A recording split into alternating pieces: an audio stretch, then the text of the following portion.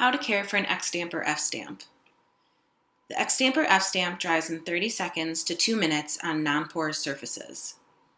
The ink will be dry to the touch, but it is not resistant to solvent, outdoor conditions, or severe rubbing.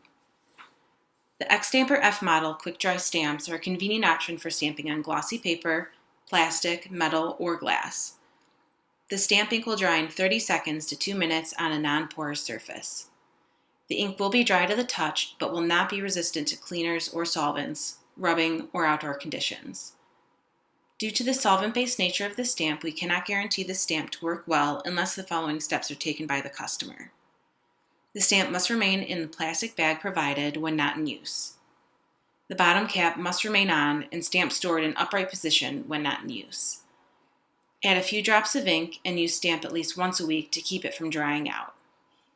If the bottom of the stamp picks up particles on the impression area, this can easily be removed with a piece of Scotch tape.